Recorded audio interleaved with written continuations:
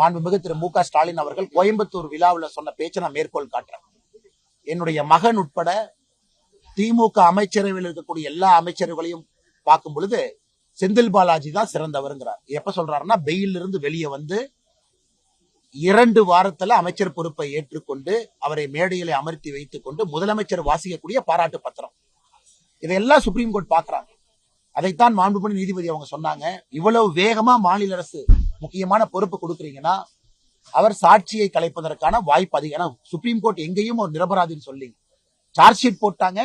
Charge sheet போட்ட பிறகு எதுக்கு ஜெயில இருக்கணும், நீங்க வெளியே போங்கன்னு தான் பெயில் கொடுத்திருக்காங்க. இதை தமிழக மக்கள் பாக்குறாங்க. ஏன்னா உயர்நீதிமன்றம் என்ன கருத்து சொன்னாலும் கூட தமிழக மக்கள் இதை உற்று பார்த்து கொண்டிருக்கின்றார்கள்.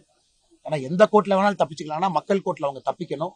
அதற்கெல்லாம் மக்கள் நிச்சயமாக ஒரு பெரிய ஒரு பதில் 2026 கொடுப்பாங்கன்னு எனக்கு நம்பிக்கை இருக்குங்கன்னா, அதே நேரத்தில் உச்சநீதிமன்றத்தை பொறுத்தவரை 13ஆம் தேதிக்கு தள்ளி வச்சிருக்காங்க. 13ஆம் தேதி நிச்சயமாக உச்சநீதிமன்றம் ஒரு ஸ்ட்ராங்கான ஒரு ஸ்டேட்மெண்ட் கொடுப்பாங்கிறது எங்களுடைய நம்பிக்கை.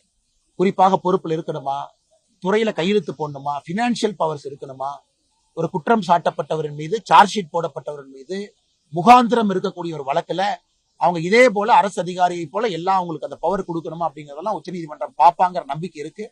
நானும் 13ஆம் தேதி உச்சநீதிமன்றம் என்ன சொல்றாங்கன்னு கேட்பதற்காக சொல்வாங்கக்காக நான் காத்துக் கொண்டிருக்கேன்.